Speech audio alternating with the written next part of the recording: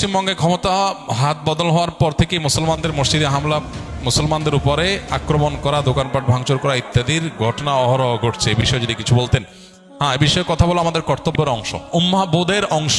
গোটা বিশ্বের যে কোনো প্রান্তে কোনো মুসলমান যদি কষ্ট পায়, আমি মুসলমান হিসেবে পৃথিবীর যে কোনো প্রান্ত থেকে সেই কষ্ট অনুভব করাটা হলো আমাদের ইমানের দাবি।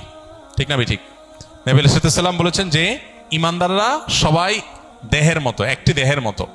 যখন একটা দেহের কোনো এক অংশে অসুস্থতা হয়, কষ্ট হয়, একটা অংশ ব্যথা পেয়েছে, ব্যথার কারণে জ্বর যখন আসে শুধু ওই অংশে হয়, ওই অঙ্গে হয় না, পুরো শরীরে জ্বর আসে। ঠিক একইভাবে পৃথিবীর কোনো এক প্রান্তে যখন মানুষ আক্রান্ত হয়, গোটা বিশ্বের মুসলমান কষ্ট অনুভব করবে। এটা মুসলমানিত্ব মাপার একটা প্যারামিটার হতে পারে। যে কোনো প্রান্তে মুসলমান কষ্ট পাচ্ছে, ও আমার তো না, ওই দেশের। এরকম যদি মনে হয়, তাহলে আপনার ইমান নিয়ে যথেষ্ট চিন্তা করার সুযোগ আছে যে আপনার ইমান কতটা কার্যকর বা আদৌ আছে কিনা, কতটুকু আছে। কারণ আপনি মুসলমান হয়ে থাকলে আপনার কষ্ট অনুভব হওয়ার কথা যে আমার মুসলিম ভাই সেখানে নির্যাতিত। দুর্ভাগ্যজনক বাস্তবতা, বাংলাদেশে আমাদের হিন্দু ভাই বোনদের প্রতি কোনো প্রকার অনাচার হোক, এটা আমরা কেউ চাই না। বাংলাদেশ এমন দেশ যে দেশে মাদ্রাসার ছাত্ররা মন্দির পাহারা দিতে যায়। বাংলাদেশ এমন দেশ যে দেশে মসজিদ মন্দির পাশাপাশি হয়। ধর্মীয় দাঙ্গা বলতে যেটাকে বোঝানো হয়, যেটা আমাদের পার্শ্ববর্তী দেশে আমরা প্রায় দেখি, এরকম কোন মুসলমান, হিন্দু বা অন্য কোনো ধর্মের সাথে ধর্মীয় দাঙ্গা এদেশের 50 বছরের ইতিহাসে কখনো একটাও ঘটে নাই, আলহামদুলিল্লাহ। এরপরও যদি কোনো বিচ্ছিন্ন ঘটনা ঘটে, কোনো একজন হিন্দু অন্যায় করেছেন, তার অন্যায়ের কারণে তিনি হয়তো কোনো কারণে পাবলিকের রোষানলের শিকার হয়েছেন, এটাকে নিয়ে দেখা যায় ভারতে তাদের সাধারণ মানুষ থেকে নিয়ে রাষ্ট্র সরকার পর্যন্ত সবাই মুখ খুলে এবং হিন্দু নির্যাতন বলে এটাকে প্রচার করে। কিন্তু দুর্ভাগ্যজনক বাস্তবতা, কলকাতাতে এখন যে ঘটছে বা প্রায় সময় ভারতে বিভিন্ন জায়গায় ঘটে, মুসলমানদের উপরে যে নির্যাতন, জুলুম, অমানবিক আচরণ, এগুলোর ব্যাপারে আমাদের দেশের তথাকথিত সুশীল বলেন, সরকার বলেন, রাষ্ট্র বলেন, এমনকি দুর্ভাগ্যজনকভাবে আমরা আলেম ওলামা বা মুসলমানরাও আমরা প্রতিবাদ করতে পারি না। ওরা আমাদের তিলকে তাল বানায় এবং সত্যকে মিথ্যার সাথে মিশিয়ে প্রচার করে, আর আমরা আমাদের মুসলমান ভাই বোনদের নির্যাতনের বিষয়ে আমরা একেবারে চুপ, কোনো কথা বলি না। আমরা তীব্র প্রতিবাদ এবং নিন্দা জানাই। এবং যারা সারাক্ষণ গণতন্ত্রের সবক আমাদেরকে শোনায়, তারা নিজেরা যদি এইভাবে তাদের দেশের সংখ্যালঘুদের উপরে নির্যাতন করে, তাহলে আমাদের দেশের সংখ্যালঘুদের ব্যাপারে কোনো নসিহত বা সবক দেওয়ার কোনো নৈতিক অধিকার তাদের আর থাকে না, থাকার কথা না।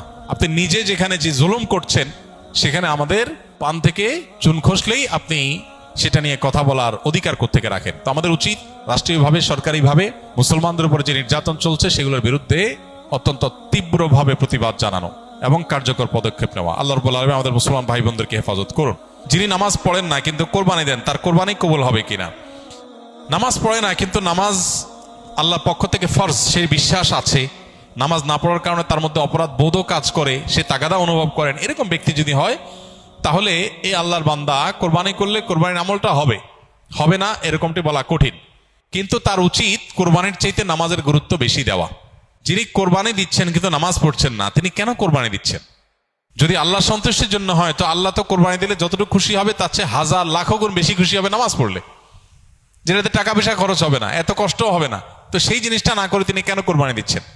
হতে পারে যে সামাজিকতার কারণে, ফ্রেশ গোশত আহরণের উৎসবে সামিল হওয়ার জন্য।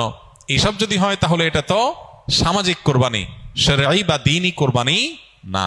তো এই সমস্ত ভাইদের উচিত নামাজের গুরুত্ব আরো বেশি করে বোঝা এবং তাদেরকে দাওয়াত দেওয়া। তবে তিনি যদি আল্লাহকে সন্তুষ্ট করার উদ্দেশ্যে করেন, তার ওই আমল এটার কারণে কবুল হবে না, এরকম কথা বলা কঠিন। ব্যবসা কিভাবে হালাল, ব্যবসা ক্ষেত্রে শরিয়া কি বলে, ব্যবসা ক্ষেত্রে শরিয়ার মূলনীতি কি, এটা তো 2 ঘন্টার লেকচারের বিষয়। আমরা শুধুমাত্র কয়েক সেকেন্ডে যে জিনিসটা বলতে চাই সেটা হলো, ব্যবসাকে আল্লাহ তাআলা হালাল করেছেন। আল্লাহ বলেছেন আহাল্লাল্লাহুল বাইআ ওয়া হাররামার রিবা, আল্লাহ ব্যবসাকে হালাল করেছেন। বিধায় আমরা ব্যবসার মানসিকতা লালন করব। বিশেষ করে আপনারা যারা এখানে স্কিলে ট্রেনিং এর জন্য এসেছেন, আমাদের চেষ্টা থাকতে হবে এন্টারপ্রেনার হওয়ার, উদ্যোক্তা হওয়ার, ব্যবসায়িক উদ্যোক্তা হওয়ার। স্বপ্ন দেখেন, চেষ্টা করেন, সাধনা করেন, আল্লাহর কাছে দোয়া করেন, দেখবেন আল্লাহ তাআলা বারাকা দিয়ে দিয়েছে। তো এই জন্য ব্যবসার মধ্যে বেশিরভাগ রিজিক আল্লাহ তাআলা রেখেছেন কিসের মধ্যে? ব্যবসার মধ্যে। এবং ব্যবসার মধ্যে বারাকা বেশি রয়েছে, এই জন্য ব্যবসার মানসিকতা থাকা উচিত। এর মানে এই না যে চাকরি করা জায়েজ নাই, চাকরি করা জায়েজ আছে। নবী আলাইহিস সালাম নিজে অন্যের অধীনে কাজ করেছেন, সেটা এক প্রকারের চাকরি। কিন্তু আবার একই সাথে তিনি বাজারে গিয়ে ব্যবসা করেছেন এবং সেটাই ছিল তার মূল এবং প্রধান জীবিকা নির্বাহের মাধ্যম। এজন্য ওইদিকে আমাদের অগ্রসর হওয়া উচিত। ব্যবসা ক্ষেত্রে বেশ কয়েকটা মূলনীতি লক্ষ্য রাখতে হয়। সবচেয়ে বড় জিনিস হলো যে হারাম জিনিসে ব্যবসা করা হারাম। যে জিনিস হারাম সেটা ব্যবসা করাও কি যেটা আমার জন্য খাওয়া জায়েজ না সেটা আরেকজনের কাছে বেচাও জায়েজ না। এটা হলো একটা কমন মূলনীতি। দ্বিতীয়ত হলো ব্যবসা করার ক্ষেত্রে নবী আলাইহিস সালাম বলেছেন সামহান ইযা রাহিমাল্লাহু ইমরাআন সামহান ইযা বা সামহান ইযা ইশতারা। আল্লাহ ওই ব্যক্তির প্রতি রহম করেন যে ব্যক্তি বেচুক কিংবা কিনুক সবসময় সে দয়া পরবশ থাকে, অন্যের অধিকারের ব্যাপারে সচেতন, সব মিলিয়ে তার ভিতরে স্যাক্রিফাইসের মানসিকতা, তার ভিতরে ছাড় দেওয়ার মানসিকতা, আন্তরিকতাপূর্ণ মানসিকতা থাকে।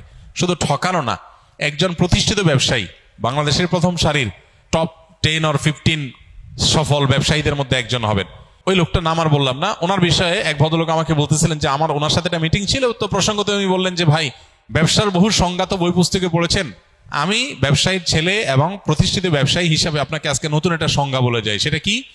বললেন যে ব্যবসা হলো সেটা যেটাতে আপনার ক্লায়েন্টও লাভবান হবে, আপনিও লাভবান হবেন। এই চিন্তা যদি করেন তাহলে তার নাম ব্যবসা।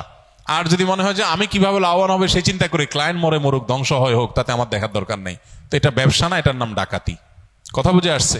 দিন ঠিক এই কথাটা বলে, সামহান ইদা বা সামহান ইদা ইশতারা। আপনি ক্রেতা হন আর বিক্রেতা হন, উভয় অবস্থাতে আপনার ক্লায়েন্ট যার সাথে লেনদেন করছেন তার দিকটা আপনার খেয়াল করতে হবে। আমার মনে আছে থাইল্যান্ডের ব্যাংককে একটা দোকানে একটা প্রোডাক্ট কিনতে গেছি আমি। তো যে জিনিসটা কিনতে গেছি, আমার এক নিকটাত্মীয় উনি অর্ডার করেছেন যে এই জিনিসটা আনার জন্য। তো ওখানে যেহেতু ওইটা আমি পাইছি, আমি দোকানদারকে বললাম যে এটা একটা নিচ্ছি, নেওয়ার পর বললাম সন্দেহ হচ্ছে আরেকটা আছে একটু বেশ কম, আমার মনে হচ্ছে যে যদি ওইটা হয়, বেচারা চাইছে দুইটাই নিয়ে যাই, এই জন্য বললাম ওইটা দাও। পরে আমার দোকানদার বলল তুমি যেটা নিচ্ছো আর এটা নিচ্ছো সেম জিনিস, এখানে যে পার্থক্য দেখছো এটার কারণে ম্যাটেরিয়ালে কোনো পার্থক্য হয়নি। তিনি আমাকে বুঝালেন জিনিসটা সেম, তুমি যদি নাও তাহলে ডাবল লাগলে তুমি নিতে পারো, আর না হলে তুমি হয়তো এটা নেওয়ার কোনো যুক্তি নেই, তুমি যেটা নিয়ে সেটার ভিতরে চুল পরিমাণ ম্যাটেরিয়ালে কোনো বেশ কম নাই।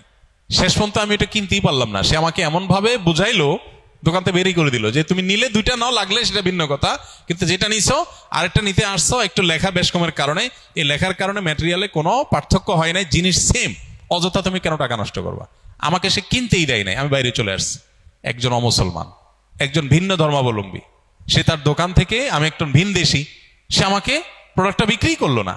দিন যে জিনিসটাকে বলে দুর্ভাগ্যজনক বাস্তবতা আমাদের মুসলমানদের থেকে আজকে চলে গেছে, সেটা আমরা মুখে মুখে বলি, আমলে নেই।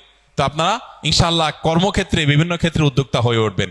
না খেয়ে থাকলেন, টাকা কম কামাই করলেন, উপার্জন কম হলো, কিন্তু কখনো কোনো মানুষের ক্ষতি যেন আমার দ্বারায় না হয়। আল্লাহ আমাদেরকে সেটা করার তৌফিক দান করুন। তো ব্যবসার মূলনীতিগুলো বোঝার জন্য ব্যবসা শুরু করার আগে ব্যবসা সংক্রান্ত বিধিবিধানগুলো আলাদা জেনে নিতে হবে, আলাদা কোর্স করে নিতে হবে।